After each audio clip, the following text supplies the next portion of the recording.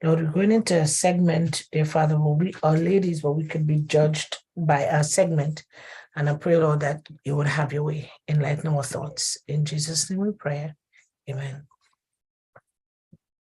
So, yeah, good night. This is Texman Warren on Gem FM with Teresa Dale Caliste. I love you here. Thank you. Little different. Yeah, it looked nice. Thanks. Going into a segment to talk about men tonight. It's a thing that I love. It's what I did for a couple years. And it's one of my passion. I love talking about men and how they hurt and they hide secrets, hide their feelings, and they bring it to places that is unknown.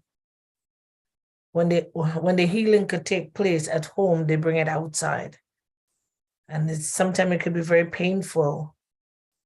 And sometimes again, you just say, you know what, there is nothing that you and I can do, because that's how they are trained to handle some of the hurts.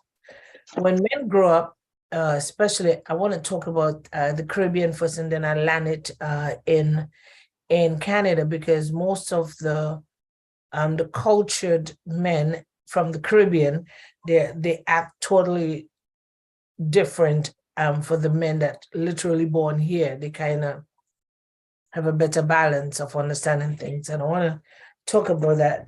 When they grow up as boys in the Caribbean, most of them, they grow up around either their peers or they're just on the blocks, if they're old enough before they come to North America, and they grow up on the blocks, or whatsoever they grow up with a negative environment. They tend to have a mindset of that environment and get stuck there and choosing not to come out of it. Now, I'm not saying all, I'm only saying some of them. And if they grow up with men that curses or drink or just have a negative influence of women, they grow up and they guard themselves. If they grow up in an abusive home where the mother is more protruding than him, or she go out more than him, or she has a better education background than him, you tend to see him kind of hide in and don't really speak out in the home, because he may say the wrong thing, or how he phrase it may be the wrong way. So men protect themselves by shying away and staying in a hole for a very, very, very long time. They will be out there with many different lovers. So they call them lovers, but I call them leaves, because they pick a leaves and they just, either they use it, they go through the leaf, they see what type of leaf it is, they turn it back and forth, and when they're done, they throw it on the ground. Yeah? So put that leaf to say that's how they treat some women. They go from woman to woman to woman, and it's not that is a pattern that they like, it's a pattern that's the only way they can control some of the angers, or that's the way sometimes they just learn this type of pattern. It's okay to do that because I'm a man. If you really go through our cultures, our men was not told to be careful out there. Well, you better talk to your girl children, because they ain't coming here pregnant. But they would never say that, seldom say that to the boys. So here you get boys growing up untrained, undisciplined, and an undisciplined and an untrained boy come for a target for any part of this part of the world. They become targets. Because why? They block their ears to learn new things and to tolerate new things, and never get the chance to explore and understand who they are by sitting and really questioning God, who they are, and strengthening them in so many different ways. Now, I'm not saying all. Remember, I'm not using the word all, because they have a lot of Caribbean men who are very trained. physically, spiritually, they know who they are and they know whom they belong to. So hence the reason why I cannot use the word all. Using the word all is a blanket statement over humanity, and I can't say that because there are men that grow up in bad homes and they tell themselves, you know, when I grew up, I would never be like my father. I will treat my wife good and I'll talk to my wife, but they have some of them, my father was not taking it and I'm not going to take it.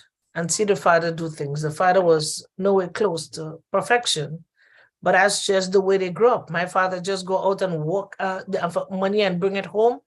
And then, okay, so you have the money. What else do you want? You know, I'm busy out there.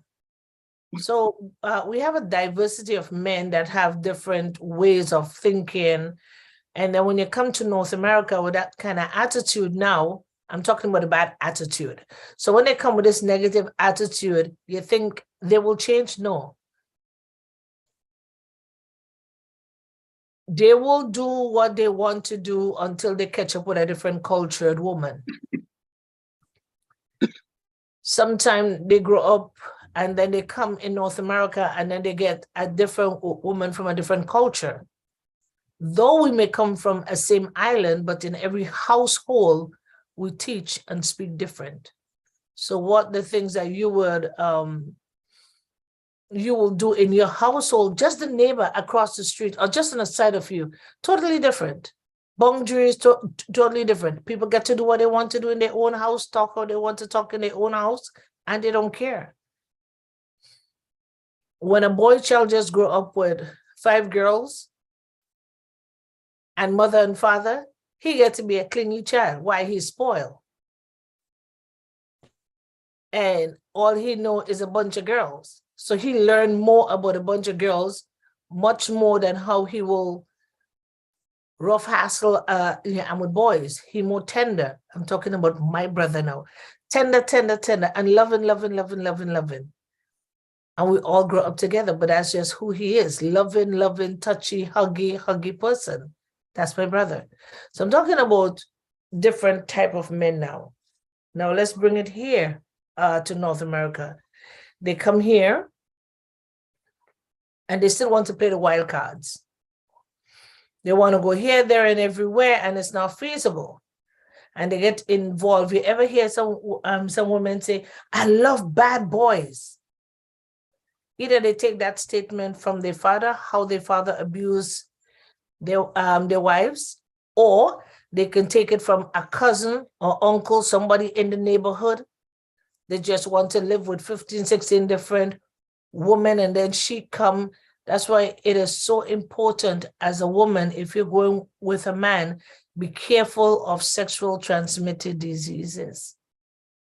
Number one, because when a boy does not fully form into a man, you get a playmate and not a responsible man. Though he may look responsible, but he could still be a playmate. Want to do what you want to do, take no responsibility for his action, and then the problems start.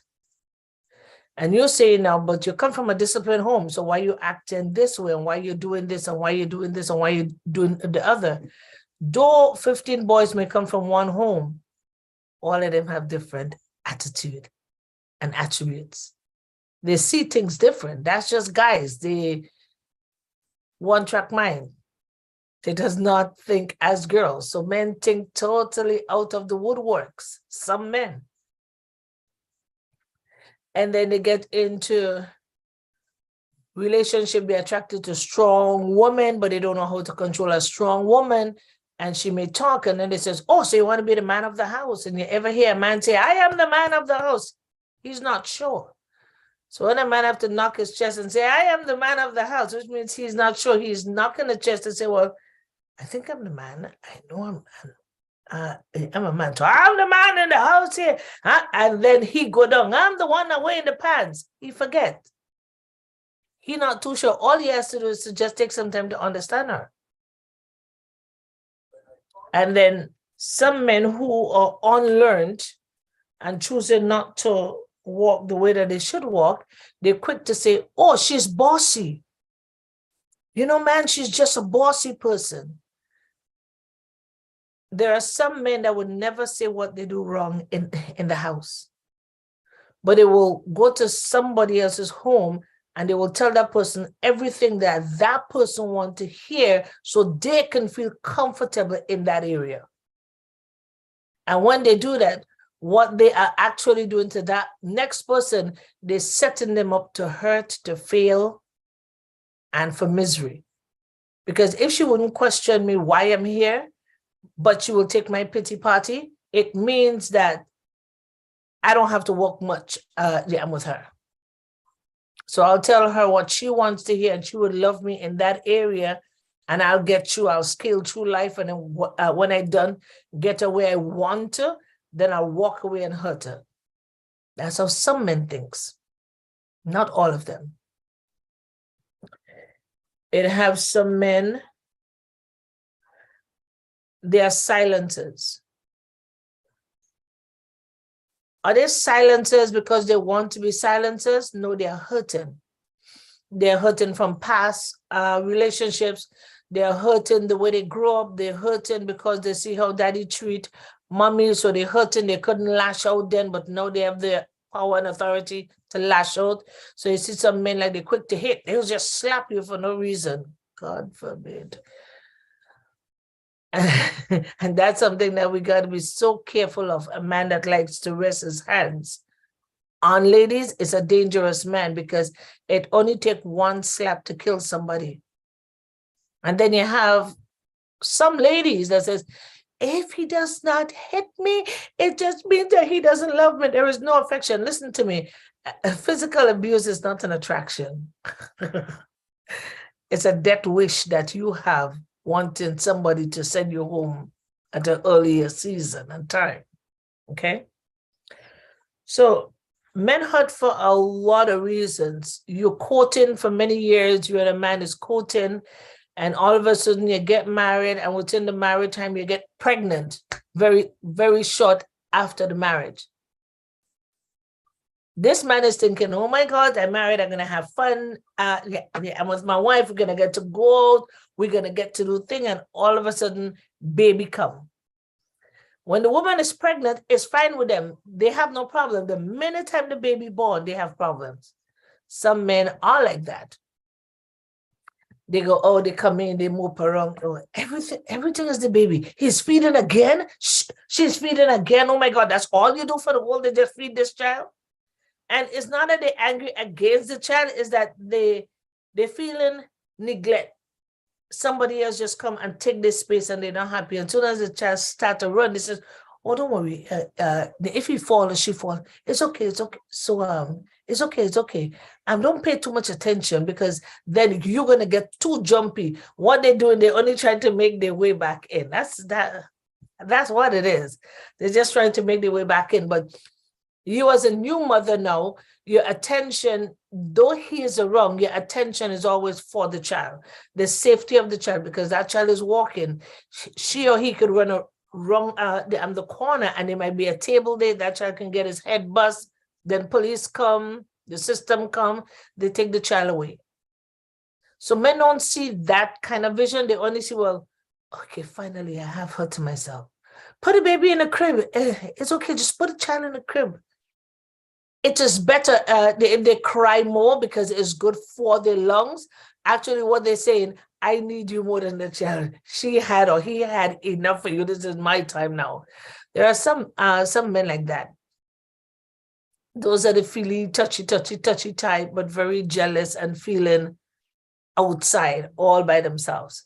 So what they do in that process, they either sit down and cook up little thoughts about you, or they cook up the ideas, and then spam. The minute time they get a chance, they go outside. They find somebody else, and they're talking. My wife, I go home and the place is untidy. It's not that the place is untidy. He is making a little space to come into somebody else for himself. That's where narcissist. A man that don't have no feelings, he don't really care because it's all about him. And if he don't get his way, he'll cook up a story. Oh, she keep the place very untidy, and she's not a clean person. My God, I go home and she's quarreling day and night. oh, she's a very nagging person. And then they'll make up all this kind of picture because the other person don't know your story. They're only hearing your story from him. And is it true? No, it's not. So men will do that. And then when they get involved, with somebody else, they will slip up and the person would actually see some things, but it wouldn't tell them because why? They kind of in love with that person and that person pretend that they're in that in love, and then they come home at the end of the day and they say, you know what? Yeah, I was with the guys for the whole the evening, and then the guys start covering for them. So we have that type of guys. Then we have some guys that we call the straight shooters. They don't mind. They'll tell you exactly and where they are. No shame, no covering, no no uncover the cloth so I can tell you what is. They just tell you the truth. Yeah, I was there. Yeah, I did that. Yeah, those are the straight shooters. May God have mercy on them. They're so honest and so you can naturally choke them, but those are the straight shooters. They call them narcissists. They have no care. They don't understand. They understand pain if it's protruded to them. They understand that type of pain. If you get angry, then they say, oh, well, you see, I can't tell you anything. I'm telling you now when you're mad. And the Bible talks about them. I think it's in Timothy chapter 3. It talks about they only have a form of godliness. Those are Christian guys you was talking about, form of godliness, denying the power thereof. And they have this other type of men that they will done with you. They married with you, they're done. They just call it square. They're just done with you. The minute time now you launch out to have somebody else, it become a storm. Oh, so how much years now you was cheating? You know, I know you was cheating many years. Those are the kind of men that have the cake and want the other cake and have all the cakes themselves. Then we have the stalkers, the men that stalks. They come in and they shy, they don't want to say much. And they just glance about the house and they focus on the TV. They see things, they will check the garbage to see what you throw out today, why you throw out and the things that you throw. So they're very stalky, but they don't talk. They just observe things. And in observing, they start to build tension of escape. Okay, so if I say that, I can push that button and she would answer. Okay, so I'm going to push the button. They play the Monopoly game by pushing the buttons and pushing the buttons. That means they're crossing over your boundaries. They have no respect, but they wouldn't show it out. They do it in quietness. So they push and quiet, Then one day they lash out and just walk through the door. So they don't give you a chance to answer back. They just say what they said, they storm out. Those are the Monopoly minded men. And then we have the warrior princess one. It has some men, they'll treat you, they will put you on a pedestal. My God, they will treat you like, Lord Jesus. They would love you tonight, brush your hair in the morning, those type of men. Good. They have some good men. They respect their wives. They will open the door for their wives. They're just there at her beck and calls. Those are the men that they was not even groomed, but they understand how to treat a woman. No, that's a boy growing into a man. So it have some men, and I'm going to do that quote unquote, we have to call them men because they're big boys. They just grow up, they're just big boys. It doesn't matter what age, they just remain boys. Though they function like a man, though they have the beard like the man, though they tall like a man, but they're just big boys. They never grow up. So that's why you find they play in life. They go after Jane, Susan, Carol, they play. And in the latter part of their life, then they want to settle in. Well, nobody want them at that age. You already all pack up somewhere. No. And then they wonder, oh, some woman is not good, and a woman is not good at all, because look how long I was with her, and now just all of a sudden, so she left. So he would never say why the person leave. They would always try to make the party about them. Then they have this other type of men who are so trustworthy, honest men, real men. And they will do everything for you. And then you ever hear women say, where all the good men gone? And some good men, they married to some worthless-minded woman. You have some women that married to some worthless-minded men. They always say, you see the good man? Look at what he become. Giving him storm every day. But it have some men, they just know how to love the woman that they have. And they will treat her like the queen that she should be. And no matter what, he will vote for her. He would love her. He will really groom her. If she need help in certain areas, he wouldn't put you down. He would just groom you. He just know how to bring you to that level. If you're not at that level, he can bring you at that level. They have such men like that. The others, no matter if you're high up here, they know exactly how to demote you. No matter how good you look, you smell, you talk, they'll find some reason to take you down notches. Why? I don't know. That's just how some men are. And as I use the word men, don't forget, some ladies are like that too. Then we have the introvert men. So now I'll go into personality type now. Then they have some introvert men that introvert men that are the introvert in the home and outside, sanguine, extrovert, not extreme, and they'll talk outside, but they pick their words, so they know exactly what to say, so people could still be comfortable with them. And then they come home. You ever hear your parents say, after 6 man turn beast? You ever hear that statement? That's a statement that some mothers make in the Caribbean, because truly they would act so totally different from when they're home. And you're wondering, why you like that the outside, and you come home and you can't even break a word? It's because they're not interested in coming home. And then you wonder, well, why you're stressing out yourself? So we're talking about the personality type. So we have some quiet men, they get married and the woman is quiet and they're quiet. Those are signs of silent abuse. And silent abuse is something now that they're bringing out in the counseling, part of the counseling session. Now they're talking about silent abuse. It is the same or worse than physical abuse. Because when somebody ignores you, they torture you. They can cause you to commit suicide. They can cause you to do all kind of things if you're not strong. You ever hear somebody say, and yes, I love him, but oh my God, look at what he caused me to do.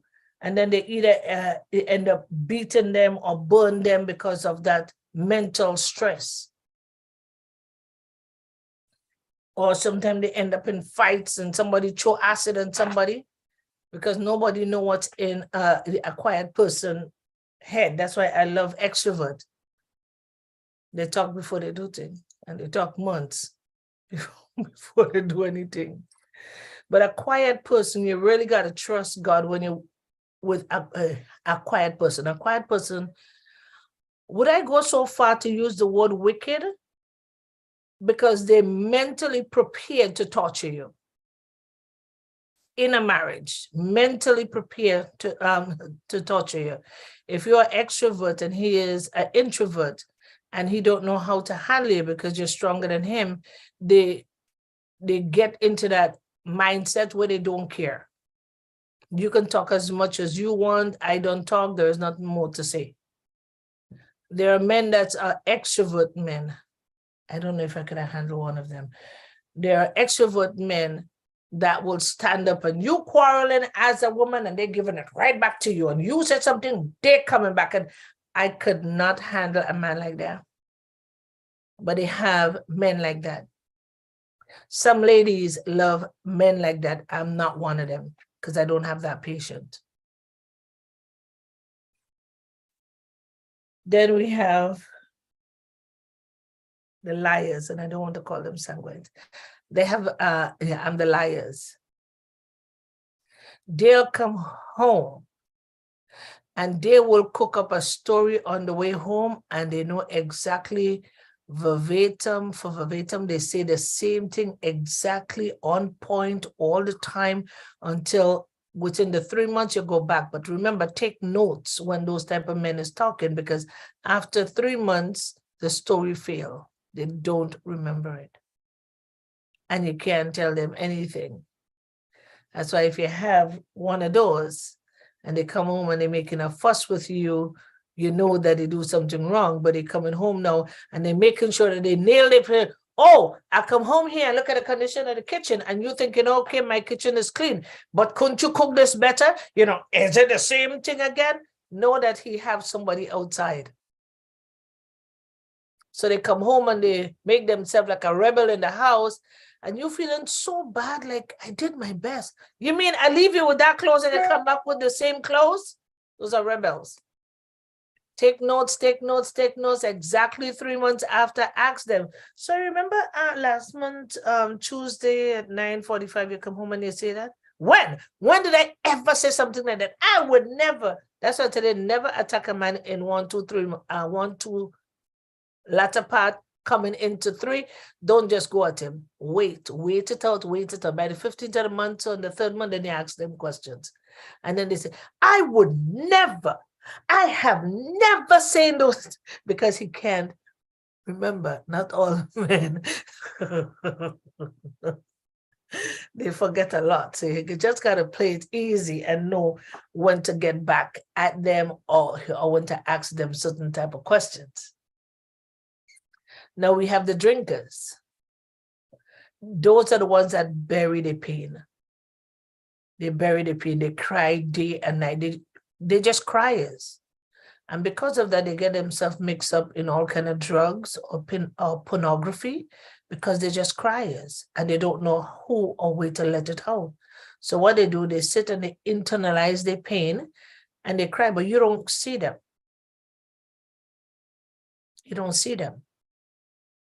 As soon as they hear you come in or they know that you're somewhere wrong, they will just either go to the bathroom, get themselves involved in all kind of nonsense, or they will just sit there and they're watching a movie and they seldom, they will cringe or they will just put themselves together, but they're the criers. They have some men, just as how some ladies that just want to vent and cry. Some men does not vent, they just cry. They cry on the inside, they bawl on the inside and nobody hears. And nobody can help because there is no way that you can help somebody if you don't know, right? So they got to learn to reach out and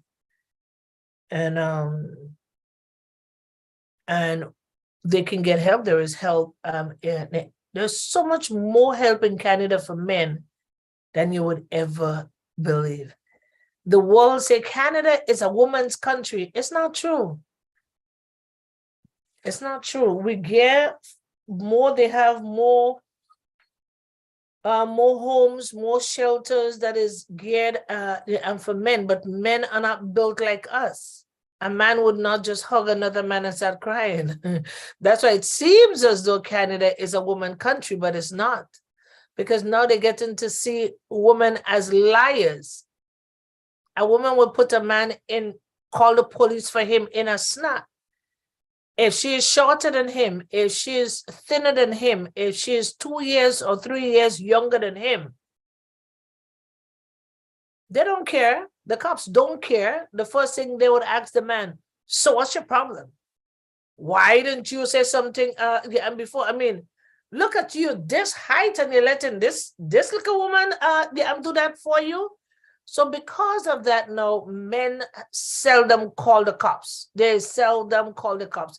They'll either go in their car and sit down and cry outside, or they'll go by the rum shop, or they'll go by another woman's house, some friend, and get themselves involved and do what they got to do, and then come back home.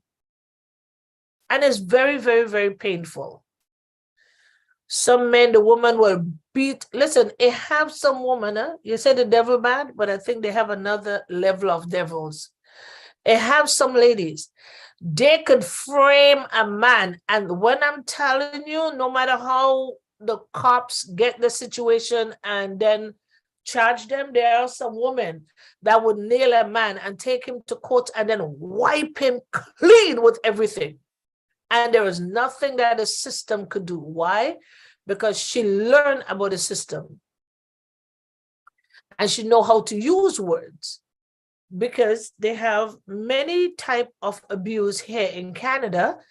And a woman could, she and the husband could be in a house and he says something and she don't like it. And she can start knocking the table, yeah? So she would knock the table and she would say things and hit the table or hit her hand or say things. And he just have to just see her doing that, make one mistake and hit the table. And she can call the police. And they will charge him. And listen what they will charge him for. Attempting to hit her. So if he touched the counter or he touched the wall, it's a charge against him. He's staying out of the house for 6 months to a year. First, they take him to jail and he have to wait for somebody to come and bail him out. Or you stay there 2-3 nights and somebody bail him out, he can't go home. So the person that bail him out is responsible for him to stay in their house. And he has to stay in that person's house probably for 6 months, probably for a year. He can't see the children and he can call her. Listen what some women do. They will change their SIM card and they will call you. And then when they call you and you say, make a mistake and tell him, and he will say, well, you know, you have me outside here and I can't see the kids. They're making sure they're taping that call. And when they tape that call, they're not taping their part of the call. They're only taping the main part of the call. And now they're using that to present in the courts as torture. It is evidence because they can hear his voice. And if he tries to say, well, she who called me, there is no evidence of her calling because all she has to do is to step on the side of the street. Let's say we live in let me see how the Market Square is. Let's say we come down Market Hill and I'm living on the north part of Grenville Street where the stores are. Not by the railing side. The railing side is the market side. So that's the south, but just stay on the other side of the street, which is like the north part where all the supermarkets and things. And you could make a call there and a tower that is up by the courthouse is going to pick up that call because you're on that side of the street. But if you're on the other side of the street, the towers that is on the other side is going to take it.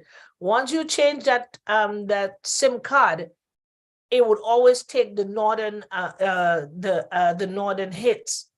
So there's no proof in courts that she called you because she changed the SIM card. In her phone, it would never show up that she have a new SIM card.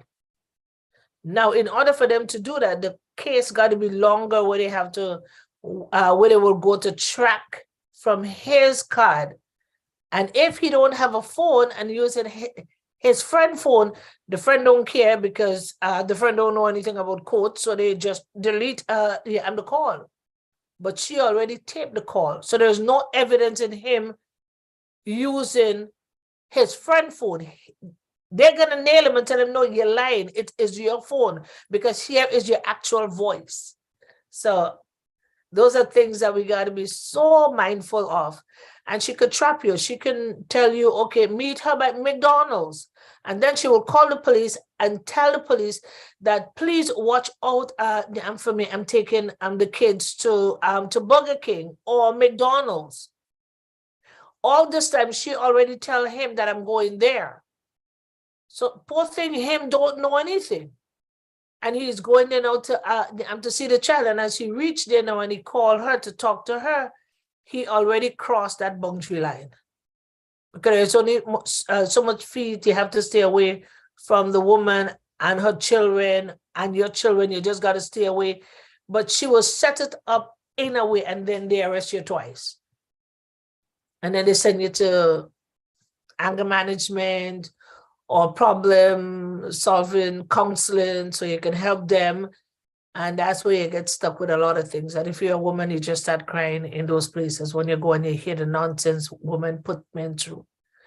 They have some women, they will beat you to the pulp. They will beat a man to the pulp and they will do nothing to her. All she had to say, he snatched me first, so I fight in defense. Go to the jail and listen to the woman that they charge with less charges. After the man is dead, they still does not charge her for murder. They charge her for attempted murder. Or they say, oh, she fought in self-defense. Just as how there is good men, there is good women. Just as how there are bad men, there are bad women. Just as how there is indifferent type of men, there is so indifferent type of... It's on the flip side. And does it work straight? It's only work when you have a counselor that is a woman who understands some of the beastly things that we think about and the nonsense things that we say. And if the children is around, the children would say, no, it's mommy first. She hit him first. But because of her age, the child age, they cannot take that into evidence. So he's still screwed anyway. Doing good, doing bad, he's still screwed. And then they throw him out of the house, you have nowhere to stay. Bumming from somebody's chairs, one sofa to the next sofa to the next sofa, and she's in the house. And she knows she do wrong, but just a matter of fact, so sometimes 2-3 years and before they could find her out. That's why when they put some men out, they just don't go back home to the family. They're so angry and they're so hurting already, and then this come and happen, they just stay out there and they don't come back. And it's not that they choose not to come back, they can't go through that the hassle of being in jail. I'm a person that loves men. I'm not saying I don't love women, but in this part of the woods, I will stand for a man any day than a woman. I'm not saying that I would not defend a woman if she come and tell me something, but I'm more gears on the side of the men. Why? Because men hurt and they don't go to counseling. No matter how you talk to them, they're ashamed because when they go and they meet a woman and then they try to tell her, well, this is the problem. And it's just, why? Why do you? Some counselors are brutes, especially some women, if they go through a hard time with a man and then you come in now for counseling, the first thing you hear a woman say, well, I mean, you're only telling me what she did, but what did you do like to transfer that? Like, what did you say that caused that to happen? He doesn't have to say anything. We have some women, they call them tormentors. They'll torment the living daylight out of you. And the moment you talk, well, I didn't remember saying that, or no, I never say that. You take them to counseling and the people still beat up on the men. You find a man counselor and he will tell you, well, if you grow up in the proper way as a man and do things as a man, you would not be here in front of me. So they really screwed men over. I'm in North America. But it have some good men that they will take and they will take and they will take and then they'll forgive and forgive and forgive and then they'll get some good woman. If you treat a woman good, she's going to treat you good. And if a woman treat a man good, he's going to treat you good. But you have some men, they treat them good and they still turn back and bite you. And it have some women that treat men bad and they just keep them bad. You can curse them, you can tell them all kind of filthy things and they stay. And the ones that truly love you, they just say, you know what, I need somebody that's going to curse me and beat me up, so I'm going there. So that's my take on men tonight. And I wanted John to come on because I was speaking to Trudy, but we're not able to come together as yet. There's too much things to do before we could come together and do this program. There's a lot of things involved which we cannot. So most of the thing I talk to you about, I cannot sit with Trudy on the forum and talk about it in this depth. So that's why we are able to come together. So I wanted John, but John didn't come out. I didn't see him. He probably not even home yet. So T, go, ask questions. Becky. That's a lot of information you gave, some of which, yes, I know, some, I mean, a little bit that I learned tonight. But you know, in describing the different types of men and how they behave, we you know, personally know some. And I'm sitting here and I'm thinking of, you know, even my relationships, my brothers, you know, friends, you know, and the way that we behave. You know, so we grew up thinking that, you know, women were the ones that were abused. My era, women were the ones that were abused. So anytime you hear, you know, a relationship of an issue, you think of the man being the abuser and the woman being the abused person. But we've learned that there are women who give just as much as, you know, the men could give. And so, hold 1 second here. Yes, so, and again, like I said, it's through this program that I started to look at the whole situation differently. You know, learning that men do hurt, like I say, twice as much as women, and that's basically because they don't speak, so they hold everything in. You know, a woman have an issue, she call her girlfriend, they talk about it, they probably cry about it together, you know, and you know, get some kind of satisfaction and release from just speaking it out. Whereas the men don't. If they speak, it's what they might say to the guy friend who would say, why don't study that woman? Let's go and drink 2 beers on the road. Let's go and knock some pool. Let's, you know? So instead of talking it out and trying to get that person to release, they bring them into something else. So something else coming on top of it. You know, we either go drink or we go, let's go party down the road. Let's go knock some pool, whatever, and it means that the problem is not resolved, it's still inside. So then when he leaves that friend and he goes back home or goes to his bed in the night, all that problem is still there, overwhelming, you know, him. It would be easier if men would be more vulnerable and speak out. There just must be somebody you can talk to, you know what I mean? Just like the women could find somebody, there must be somebody, hey, I don't want to go, you know, drink. I want to talk about this thing. I want, you know, I want some solution. Or, you know what I mean? I wish they would do more of that. But again, the way they grew up, the ego, with the mothers telling them, you know, you just get a little knock while you're crying, shut up, you know, and they learn to keep all that emotion inside. And there are men who will tell you that, you know, they did that for so long that even when they get married, it was hard to even speak to their wives and, you know, explain certain things and all of that. So, yeah.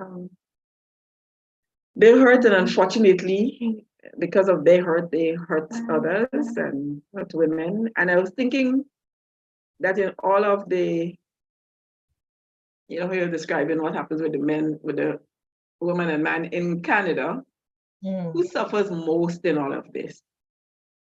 The children, right? So then you have broken children now growing up again to be more broken adults, men and women, and all of that. So it's sad, you know, and I am fortunate to know some good men, you know, who know the Lord, love the Lord, and you see how they deal with their wives, and I'm like, wow, you know, hold her hand, even if she have to walk down a little slope, hold her hand to make sure that she don't slip and fall. And I just, love to see that, and I'm fortunate to be among, Mhm. couples Yes. like that. Yeah. Yeah. Becky. Huh? I plead the fifth.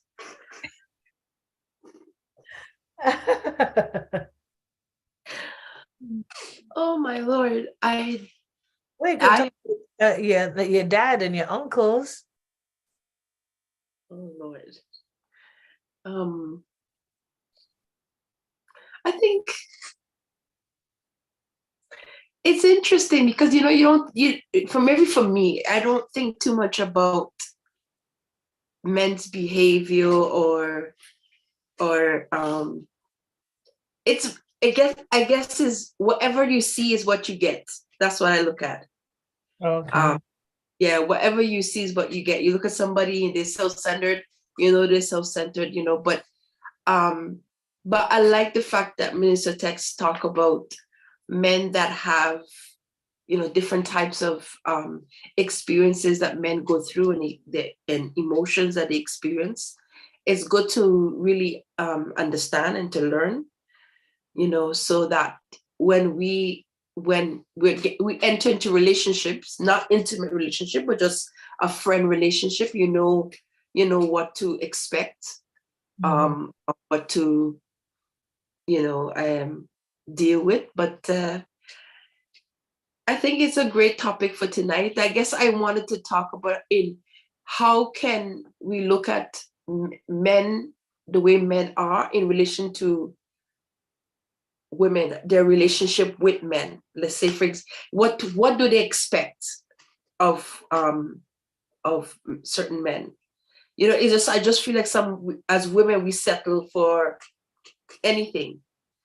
We just set, not necessarily, but it's because we are so worried so much about not getting married or not, we don't look at sometimes certain values or principles like before in a man. It's just whatever you see is what you get. Or if there's red flags, you're like, well, I can deal with that, So I think it's good that we understand when it goes to relationships and dealing with men. I think it's really important. I truly believe it's I hope. Yes, you're gonna say something? I'm gonna say something. I'm gonna go out on a limb, and I know if my friend is listening to this program tonight, I know he's gonna come into tomorrow and says, "Girl, listen to me. When a woman is grown and past her 25 years,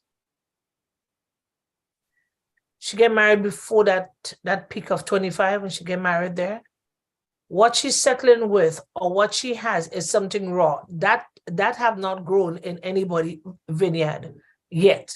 When a man is grown in another vineyard, meaning he grew in another with another woman, he is trained with that woman how to deal with a woman in that aspect. So when you pass 30 or 35 and you're going into a relationship with a man, you're going into something that is already seasoned in somebody else's vineyard. So when you bring them in, that's why the old people saying it's harder to cut a tree that is fully grown than a tree that is just learning, coming up. So if you're grown in a relationship with that person for more than 30 something years, and when that person step out, that person will have to learn another woman way of life or another man way of life. And men don't, I'm saying this in a general term, men don't switch that easy. Some habits remain because they learn so much in that other one vineyard that they come, and no matter how you try to train them, it's like, man, I old already, man. It's the same thing that you're gonna get. So what? Just take me as I am. That's why I often say, as a young girl, if you don't get married at 24, 25. That's why people say, well, if that's what I'm going to get, that's what I'm going to settle with, you know. I will work around it. And that's where we take the word divorce into consideration, because the Bible says, who I put together, let no man put asunder. So when he put asunder or she put asunder and she walked out of that marriage, she going into a relationship that is cursed. Because either she coming out from a divorce and her husband is still alive, and he leave his and his wife is still alive, those two persons is cursed because they're going into adulterous relationship. And that is a cursed relationship. If that husband, wife is dead, and he going into a relationship with that woman, husband is alive, she make him an adulterer. If his wife is dead and her husband is dead, that relationship is a clean slate going in, and it's okay because the both of them are clean. The Bible says, until death do us part. So once death come in the picture for these two people, they're free and clear of any kind of strings that they had attached them to you. But they have kids, and that's totally okay. But the married relationship is clean. Is that where Becky was going, though? Is it from that aspect?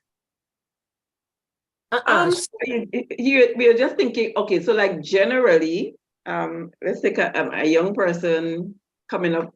First of all, you know, I said there's a lot more women in the world than men, right? So a young girl is coming up, you know, getting to that stage now where she's looking for a relationship, whatever, time to settle down, get married, have kids, whatever. And these guys are showing interest, all right? So a particular guy may come along, whatever. And Becky said there might be red flags that she is prepared to bypass or overlook just to have a relationship. So she's settling for this person because this person has shown her interest, you know, is ready to have a relationship just like she does. So even though there is some issue there that she should say, I wonder, you know, or you know, or being the Christian type who would say, let me pray and ask God to show me is that the right person or whatever, because sometimes that does not go into the picture. Afterwards, we expect God to bless it and you know, whatever. So we settle for someone that probably if we had gone through another channel or whatever, we would not have accepted. And that is very, very, very true. You know.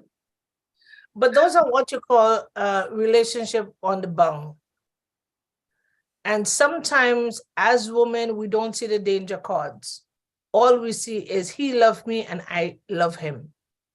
And we go in heels over head. We don't think we're just in love and once, as what's his name again? Not Baker. What's his name again? Not Billy Graham. I forgot his name. Monroe? No. No. And you get into the relationship, you find out, are you divorced? And he say yes. Are you divorced? You say yes. So the both of them say yes. They go into a relationship. They go to courtroom. Never get no divorce certificate. Oh, I'm gonna get it. Or some of them put it off. Oh, I'm gonna get it. And they're not getting it. And then you're so in love over heels with him, and he's in love with you, and you end up okay. You're going into it, and 7 years, 8 years, you're into this strong relationship, and one day you walk out. And then what? All the flags. No, you don't. You don't. When you're in love, you don't see the flags. The flags is there. The flags is high. Yeah, yeah. But it's only after the fact it was like, oh my gosh, that was a red flag. Did I put myself? That was a red flag. Yeah, I mean, what did I get into? Yeah. I didn't tag for that. But even if there's no red flags, there is. Well, but I mean, what I'm saying is, you're gonna go into a relationship, perfect or not perfect. There's gonna be issues in the marriage. You're gonna, you know, you marry him, but then you're gonna be like, I never know you were like this. So there always gonna be something that something that you're gonna deal with. He's not gonna be a perfect, person. So there always gonna be some issue. Okay. And the whole thing is both of you, I guess, talking about it, compromising where we need to compromise, that kind of thing. But it should be discussed and, you know what I mean? Walk through whether it's with counseling or not. So sometimes just a conversation. When I say XYZ, you always blow up. Why? And then that person might tell you, look, my mom used to, or this person that I know used to, or something, and then you could talk it out. Okay, but it's like just recently, a friend was talking to me and I said, okay, so when you guys getting married? And she said, I'm the one holding out because he's kind of like he's ready, I'm the one holding out. Why? There's certain things, I said things like, even a friend, so I kind of questioning things like what, and said, and these are not any, none of them were married before, but they had relationships. So he is holding on to certain things, like I said, in his past relationship. Which said, but I am me. I am not, that person from before. I am me. And I said, okay, so he's still hurting from whatever caused he and that person to break up. And so that's why now, when you do something that kind of reflecting back, and he's thinking, is that same thing going to happen again, And so she said it was just little things that she's looking at still, whatever. Would that end up in marriage? I don't know. At least now she is looking and she's thinking and she's seeing. But some of us, we just like head over heels and we just like running. I remember getting involved in a relationship one time and my girlfriend said to me, you better go in with 1 foot, 1 foot in and 1 foot out. And I'm like, I'm either going to go all the way in or I'm stay all the way out, I went all the way in. That was a mistake again too. But sometimes you just, you don't see those flags at the beginning. Yeah, you don't. And sometimes you don't even figure it out or become aware of it until after the relationship has ended. And you said, gosh, that should have been, a flag. That should have been something that I should have realized something was going on here. You ask a question, you kind of get an answer in a kind of way, and you're like, that should have been, a hint to me that something wasn't right. And if you're in a relationship, one would never take from a woman or a man when they say all women is the same, all men is they're talking about some hurt experience that they have. Don't let it jack you up. Well, immediately attack that word and say, who are you identifying me with? Because I'm not that type. So you started that, you just ended one time. Don't ever let that word come to you as a woman or as a man. Because which means your continuing relationship, they're going to often see what Jeffrey done and what Jeffrey did. That's why it is when the Bible says don't interfere with things before you get to that age. And then some ladies, they go through men after men after men because of hurt. Because I was watching a show and this woman, she was a Christian woman, or so I thought she was a Christian person. And the man was not, because he would drink and go to parties and then he'd come back home and whatever. And they married and things was going good. But they was really struggling financially. They was really struggling, man. He was just struggling to make twins meet. And he met this woman. And she said, oh, I have house and I have money and da. Then she take out and then she says, do you love me? And he says, yeah. Oh, yeah. And then she took out something from under the chair with it's an African movie. And I was trying to get it back today so all of it could come over and watch it, but I couldn't find it. And she pulled out this red piece, this piece of stick with this red cloth. And in Africa, they call it the deity, whatever it is. I'm not too sure if I'm pronouncing it right.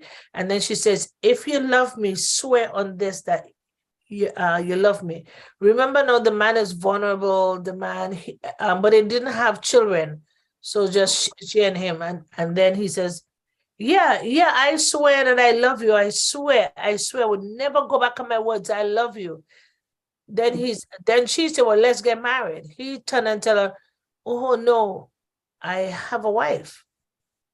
And then she said, oh, she pulled it down. She said, well, oh yeah, it's either me or her. Swear on it. And then he said, but I can't. Then she said, well, kill her. And I can give you this, and I can give you beautiful girl. And she could have give him everything that he need. So all how he was tortured in his mind. I don't want to do that, man. She's just a good woman. I don't want to do that. She suffered. I'm with me for years, and I don't want to do that. He ended up bringing food for her, but he used to take the money from her and bring it to the wife, so she could pay like the rent. She could buy food, and she and her girlfriends could meet together. But she was very quiet. She's not like me. She's a very quiet woman. And one day he got to the store, and like you can see how this thing took hold of him, because he stood up and he shook himself. That's when she was praying on the promise, like she hold it up to her gods, and she saying her deity, and she making this kind of chant. And something happened to him the outside, this camera tricks, I call them. Then he buy the food for her and he poison it. So he mix it up and he poison it and he bring it for her. But his heart, man, he's sweaty, real struggle to bring it. And he brought it and he knocked the door and she was not there. And he tried his key and his key worked. So he went and he put it down there and he called and he says, oh, I just brought some lunch. And he said, after that, thank God she didn't answer the door. I didn't know how. And then the thing kind of come off of it because he got to make the call notes and said, don't eat it. And then as he started, the thing just take him back. And he went like that on the side of the street, like though he can figure out himself. And she eat it and she died. Now that woman, find he was taking too long. She went back to boyfriend. So she had a boyfriend. She went back to the boyfriend. So he come now. She changed the locks on him, and the poor thing struggling. Then he gets himself. What did I do? What did I just do? What did I just do? What just happened to me? What did I just do? What? And he is like panicking now to see. And then her girlfriend, the wife girlfriend, called him. Your wife died. And he's like, he stood up there, back home they use the word tutumbe. He like really tutumbe, he don't know what to do. And he started panicking, Lord, what am I gonna do? God, come true for me. But you're already done. So he did this thing under a spell, and then he stood up there by the door waiting on the woman, them to come home, and she came home with her lover. And she started chasing him. Get out of here. I don't want you. And he was surprised because I love you. So why are you chasing me now? And I killed my wife for you. And then she turned and she tell him, you kill your wife for me? That means you will do the same thing to me. And she threw him out. I sit on here. I know it's a movie and I cry for him. Because he lost women now, right? Truth, man, he go out of his way to sin, man, and then he get caught in his sins, and he's gonna go to jail in that condition without getting a chance to repent. See me now, stand up on my chair, repent. Just tell God you're sorry. Just tell. And you could hear you, right? On top of the chair, I just sit on. I say, oh. I sit down on the chair and I call Minister Anton, and I was telling her about the story, but I should take the name of it. But I know the actors and their face, so if I see it again, I'll copy it and put it on Facebook for people to see it. It was so much warnings where he could have walked out of it, but he had a need. And she captivated him by his need. That's why we got to be careful when we have needs and who come into our life, showing us all kind of thing, because he still go out and he still got rejected after a while. And then he ended up in jail.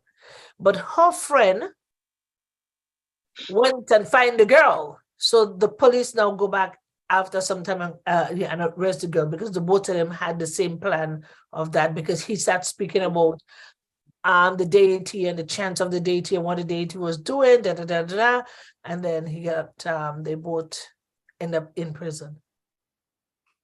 That's why, as a woman, be careful with consequences of sin.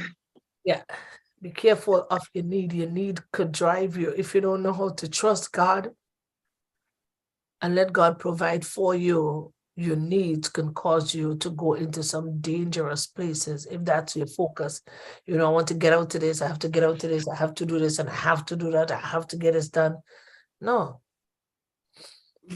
But you know, I think you know, before, maybe when I was much younger, I'm still young, but in my like 20s, I feel I'm really concerned for women in general, because we seem to kind of compromise, you know, and of course, you know, back then our parents or great grandparents, they got married really early, you know, they had younger, but things are changing so much now in the modern society. Women are getting married different age, a different time. And so I wanted to talk much about, like, how can we be able to support women and even men in the choices that they make in terms of relationship, in waiting on God, even though sometimes you feel like there's, you know, you hear on both sides of the spectrum, but are you going out? Are you doing this? And so you feel as if you're not doing enough to get somebody, but then the word of God says, he that findeth a wife, you know, which means he find it, you know. But how can we in this modern society help people that are, I mean, when they think of the word of God compared to online dating, you know, people going out there to look for a partner, doing this and feeling that they compromise. I recently experienced a friend of mine's, and the decision that she's made to is just because she's afraid of being alone. But then I said, but are you realizing that you are, that in a let's say in a few months or a year, you don't know what's going to happen, because you're so afraid and you see the red flags that you're not dealing with them. You're living in a kind of an illusion, because you just so want to have somebody, you know, you really want to, you know. And I know the struggle is real, because there are many people out there that are experiencing it. But how can you teach women to walk in integrity, be patient? In the process of being patient, what do you do? What is it that we can do? Are we doing the right thing? Are we not doing the right thing?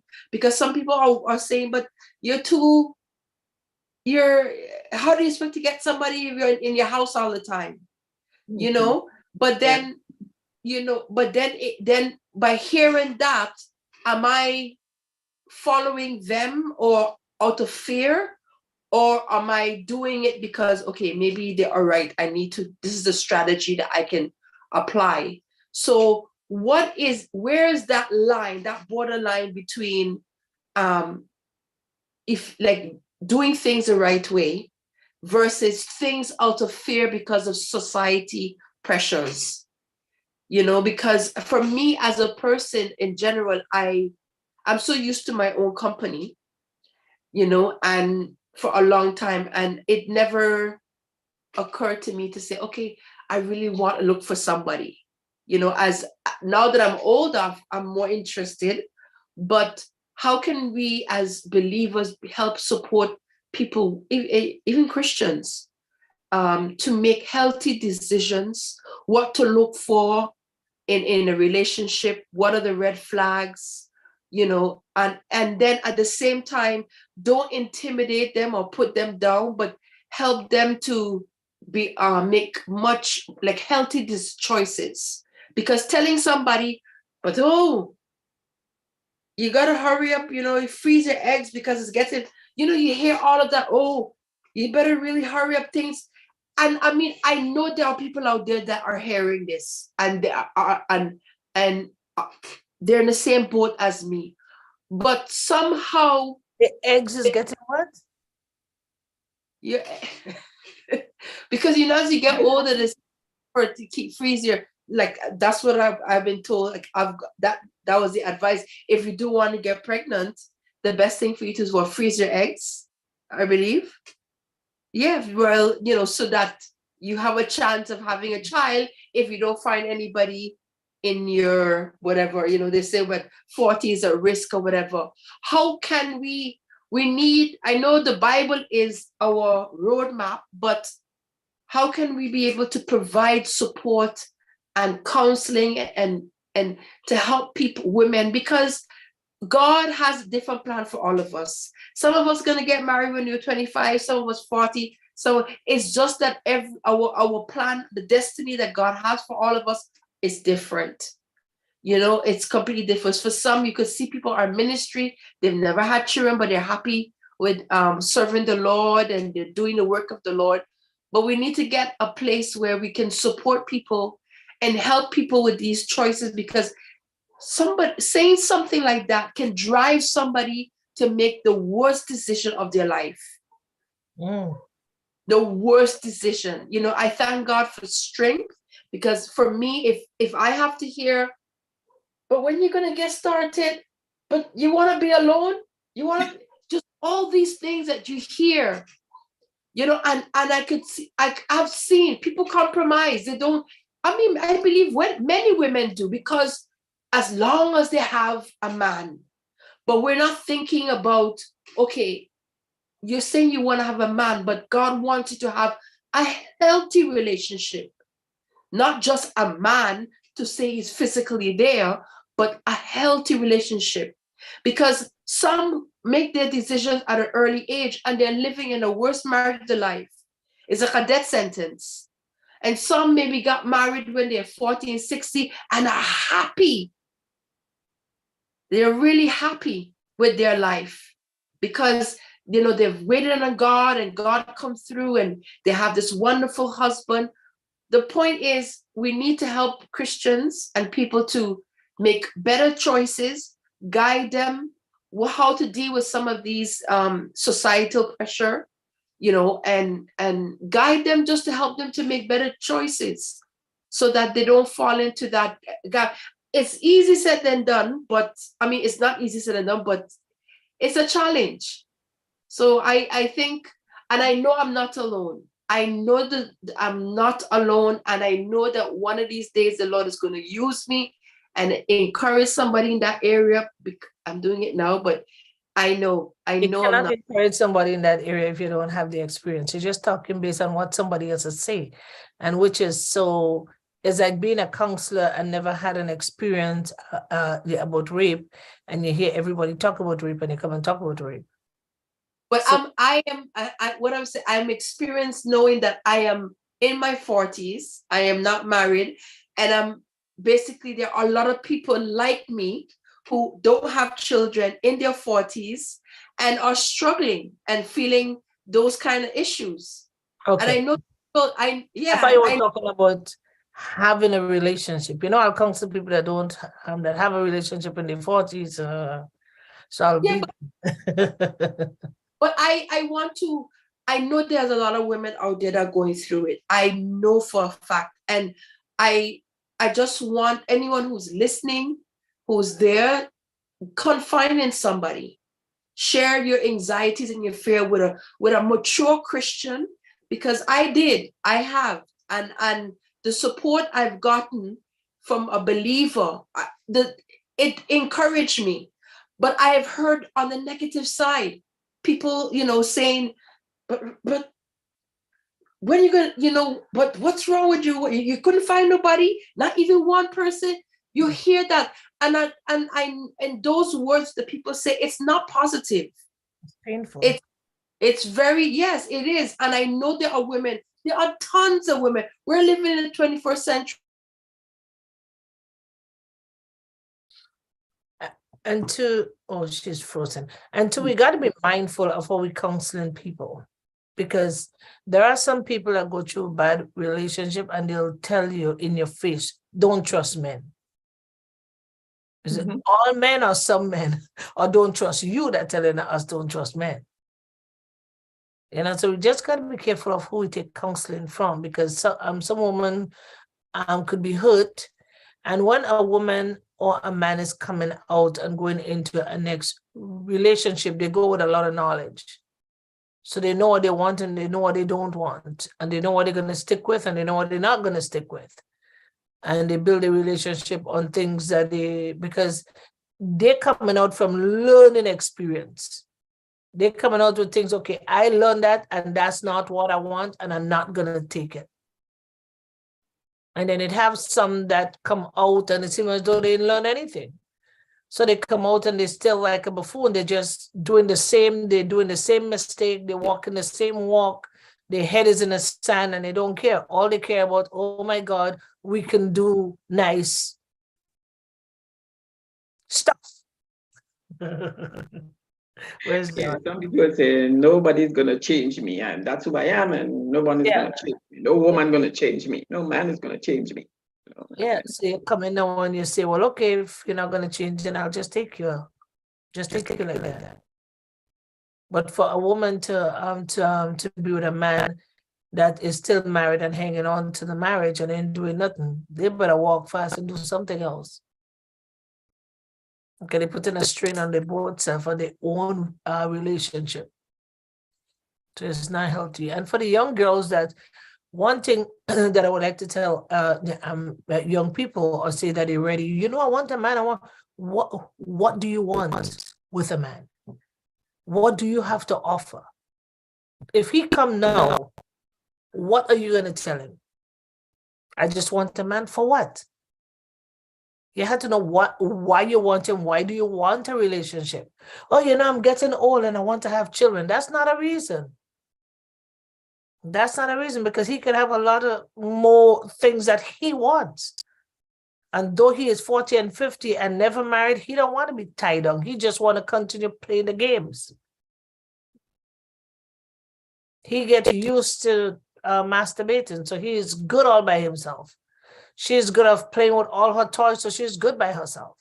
So she just wants a companion. And you find you're getting down in your latter part of your age and you just need somebody for companionship.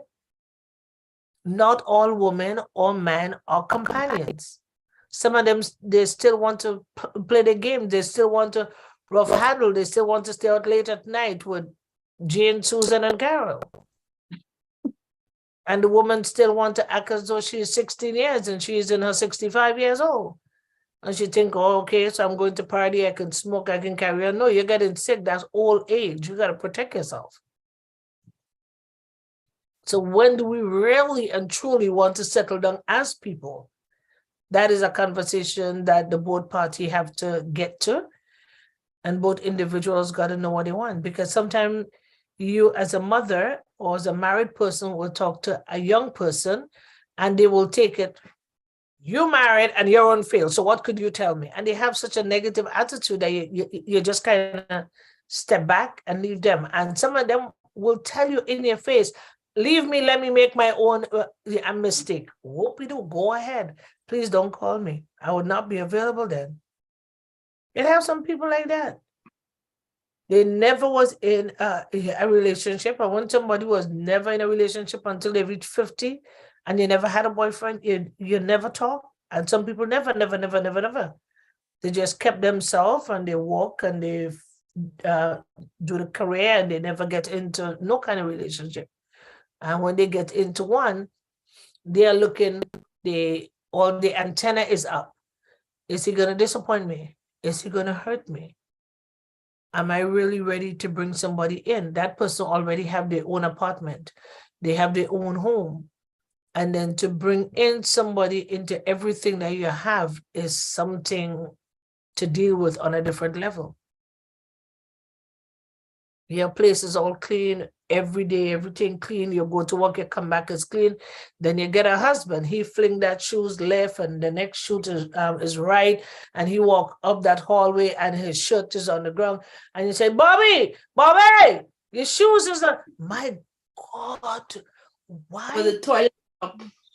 Why did I come into this relationship and this woman is stressing me out? Why didn't I just stay in my little one-bedroom apartment? Nobody stressed me out.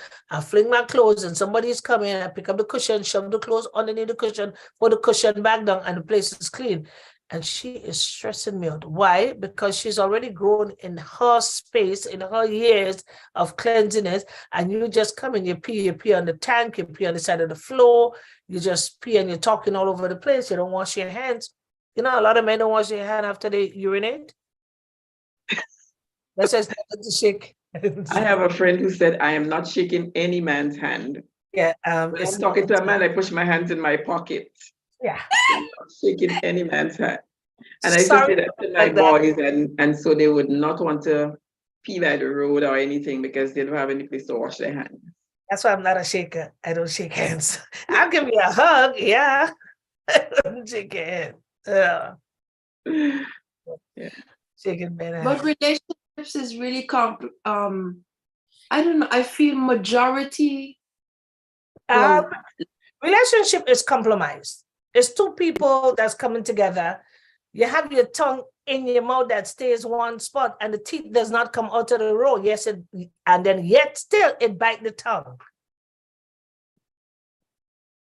Two people coming together, but unless they come together to compromise and unpack their bags together, and though they unpack their bags together, there is still something sitting in the corner of the bag which they still do not open.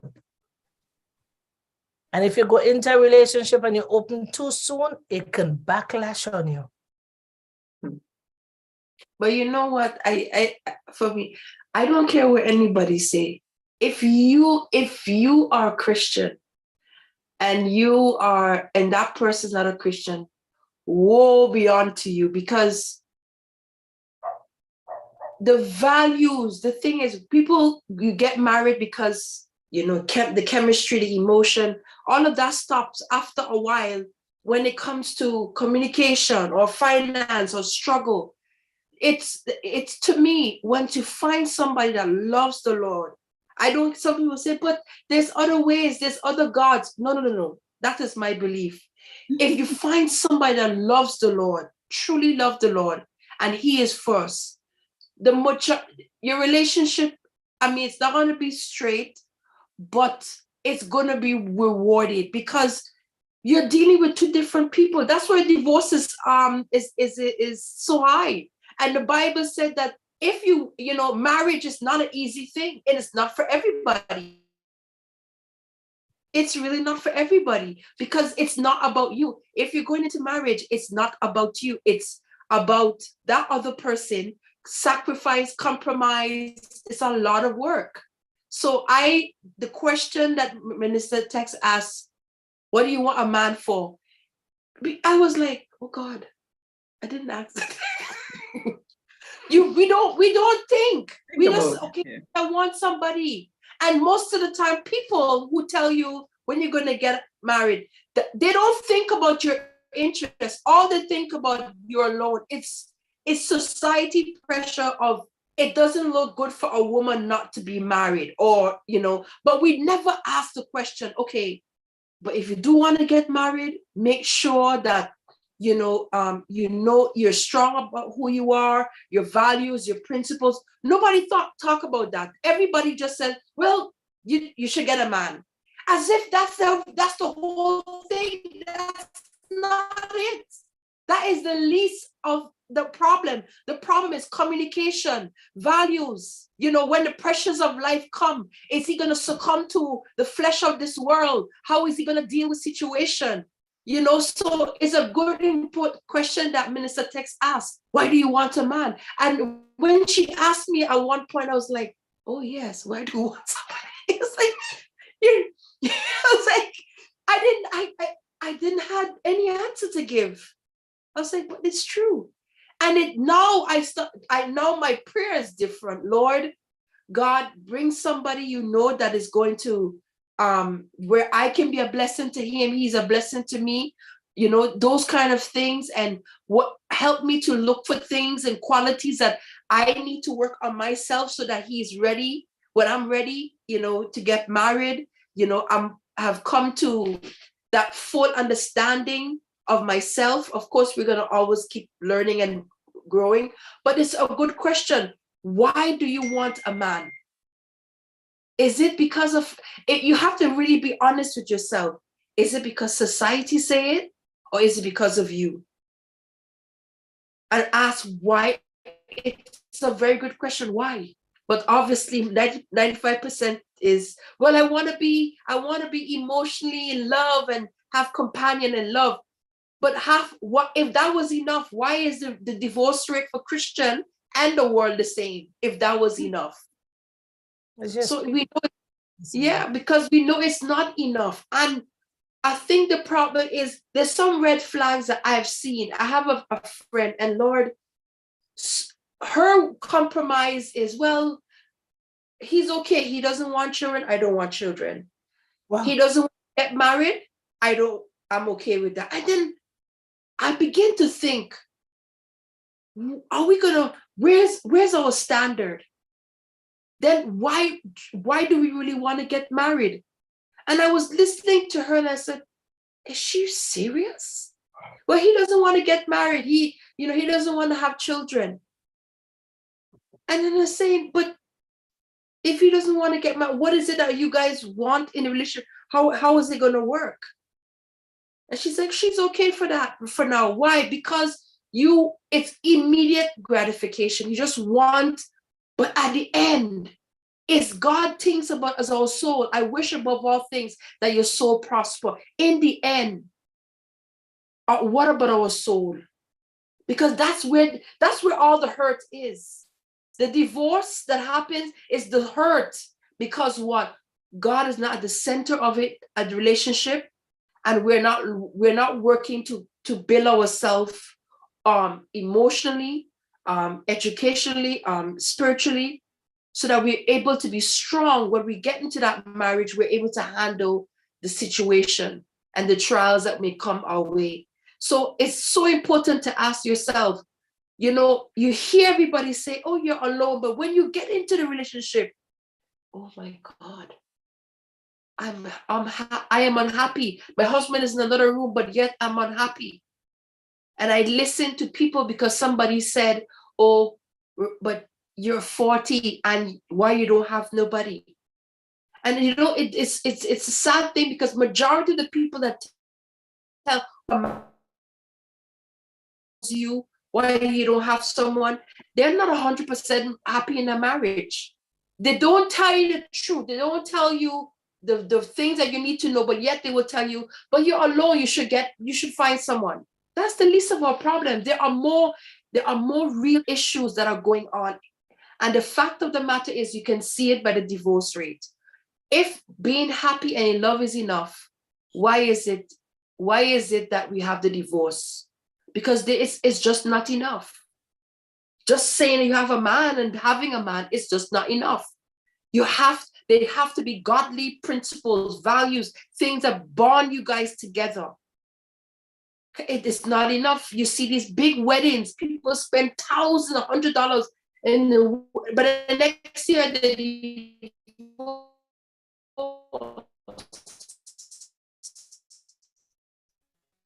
why?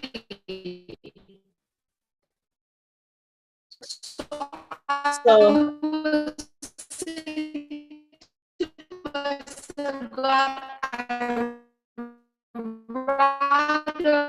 continue being sick. And when I do get married and I'm in trouble, I'm in trouble. So wait on the Lord. That's all I can say. Back and forth.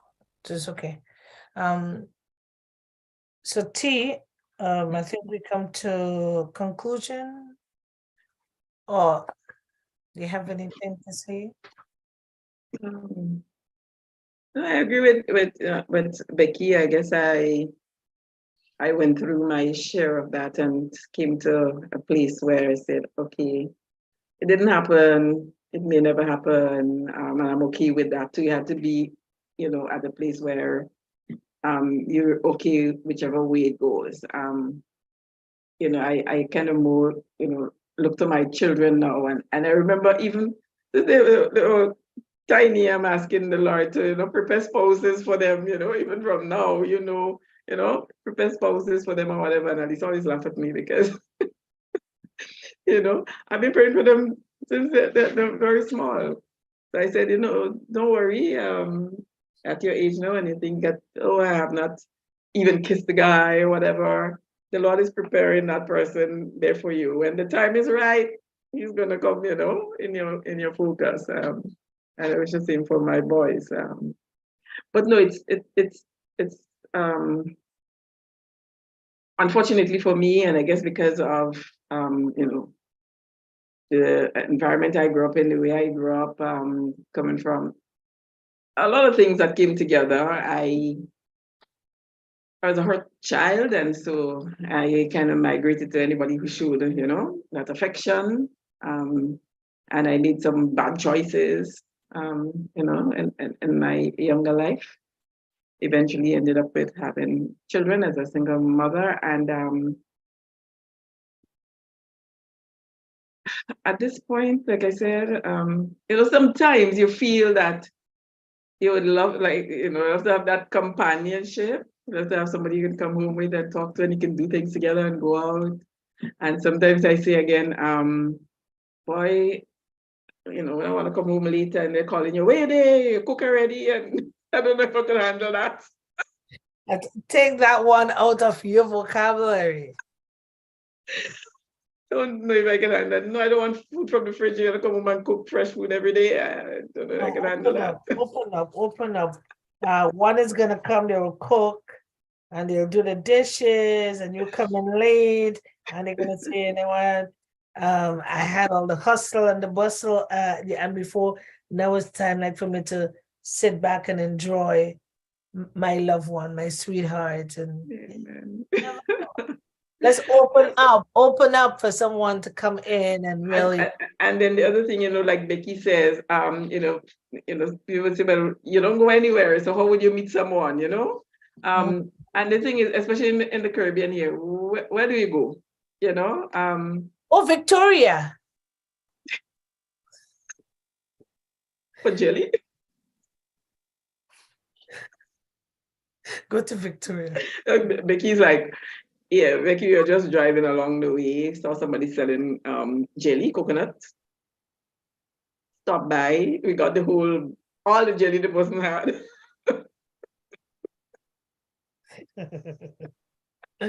You were such a gentleman. My goodness. Anyway, yeah. So it's all the Lord's plan.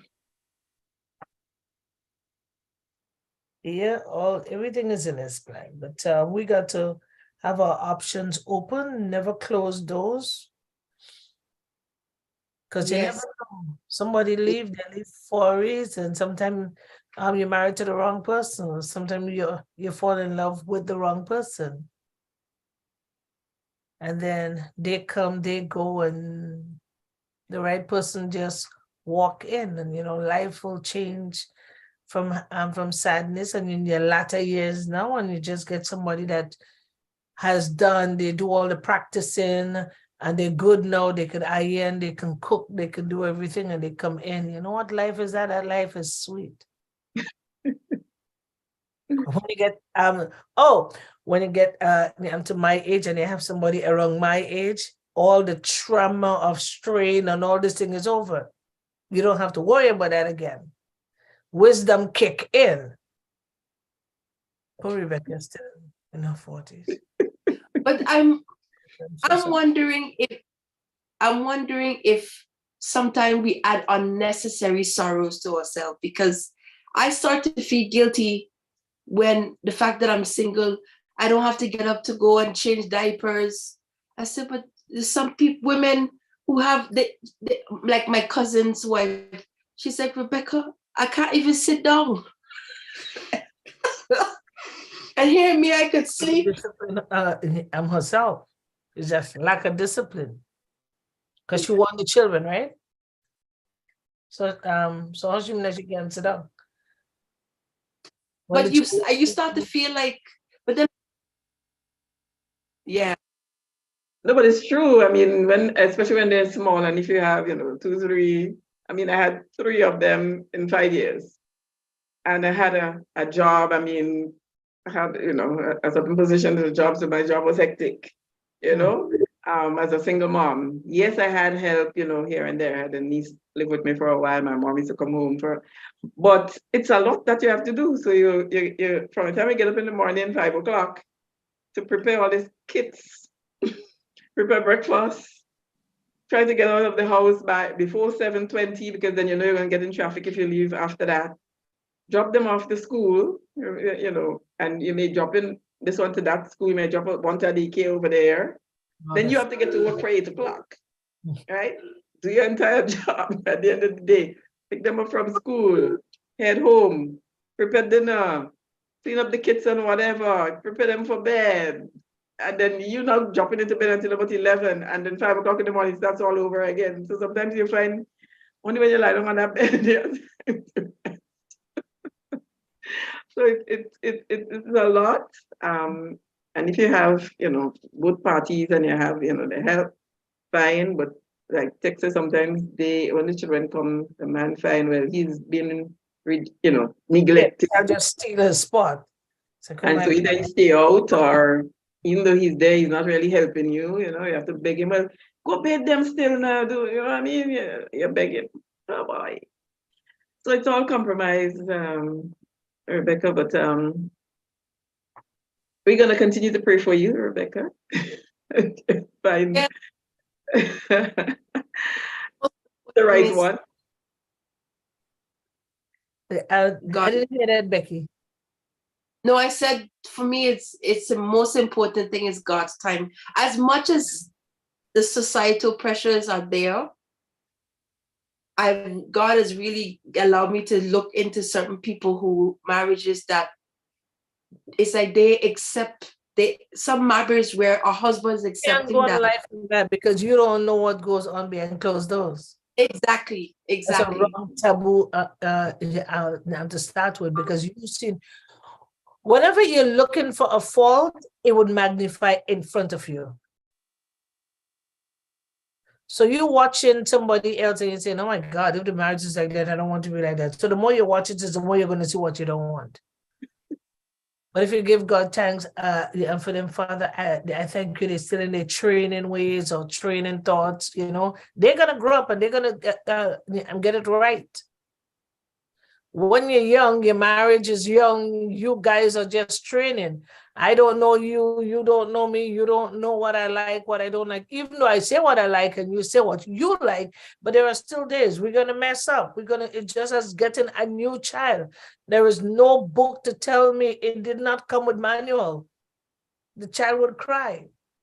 The child is full, but the child is going to cry. The child either want to roll or they just want to get up or they just want you to hold them. Yeah. So if you're looking at the negative side of things, you will see exactly what you're looking for. Correct. Yeah. So you look for what you want and say, Lord, I thank you because mine's going to be better. Mine's going to be different. That's why I never look for faults in people, because you will find it. Because you're only looking through your lens. Right? And is it late? Yeah, we spent over time. We're supposed to finish at what? 9:30, Becky? Yeah. I told you already, lift your hand like this. When there's time, just go like, time. Or But I think it's okay for 11. yeah, it's okay for you. But sometimes if you had to go early in the morning, then But interestingly, the topic tonight, because I thought you would have been talking about women tonight. It's International Women's Day, and I was like, all geared up for that discussion.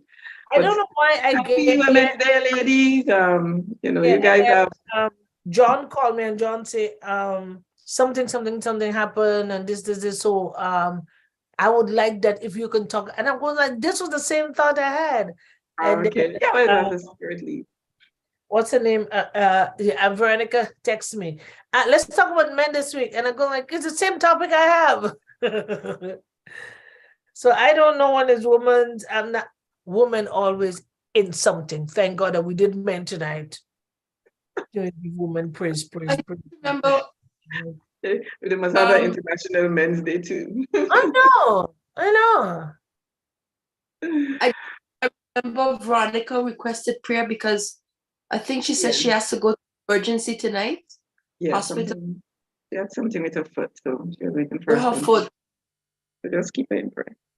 Yeah, just to keep her in prayer. So her son is going to take her to the hospital. Okay, I'll stay up with her tonight. I'll call and see. Yeah. All right. Love you guys. Thank you so much for coming on again.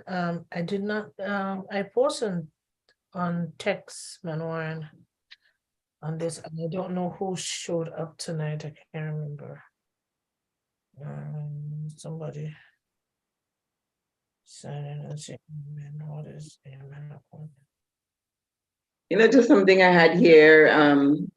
I mean, like I said, I came, kind of to talk about women, but it can go for both ways, to thank God for the men, that we know, whether, personally or otherwise, or our leaders or pastors, whoever, these men who loves and respects God, number one, right?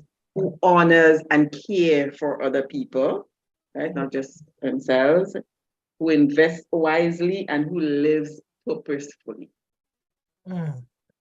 So it goes both ways, both men and women. And just consider, for men who are listening, consider how you may be more a person like that.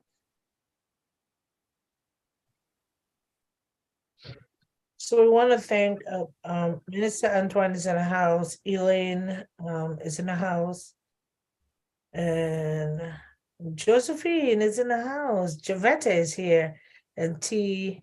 Dale Caliste is here, and Jim FM is in the house, and Love Pray Manwaran is watching. I don't know where she's watching from. At some point, Pastor Fleming was on. I don't know if he's still there. Yeah.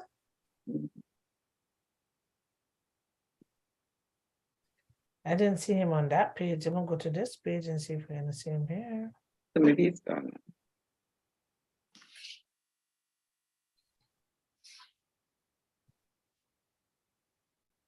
Hey guys, this weekend is your girl's birthday.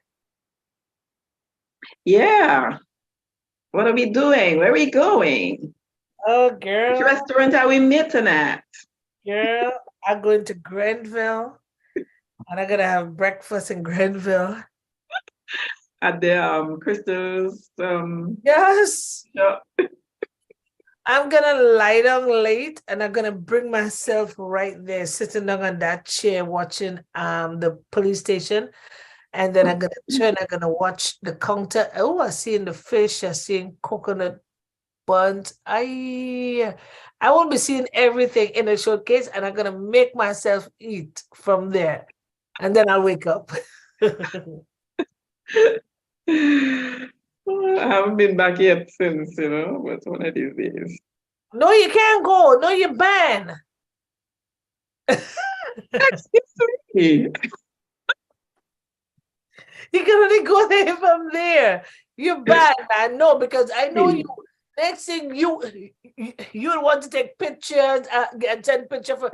No. T, I will cut you off. I need to go back for that buns. You're crazy. Nah, man, I gotta go. Have you drank the coconut water yet? Yes, all the time. Well, this morning I left him and I was like, I need a coconut water, and I drive the whole road. I didn't get water. Coming home this evening, Thank you, Jesus. Don't let you get today I just felt I could have had one. No, anytime I get, and sometimes we have at the supermarket too. So okay. I miss Grenada. I think I was going into a kind of dung mood. Not today, but Sunday night when I came home, I was kind of dung. Oh no, I'm just missing home. I miss my brother. I miss his wife. I just miss everybody. I miss you. Especially on that Saturday morning, hear me. Last Saturday, hear me. Wow. What am I doing here again? There's no need to. And then I can hear you say, okay, I'm leaving home now. And I'm thinking, oh God, she's coming up.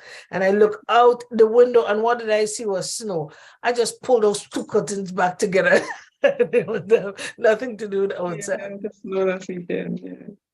I just pull the curtain and go like, just pull it. And I say, you know what? I'm not going to no practicing today.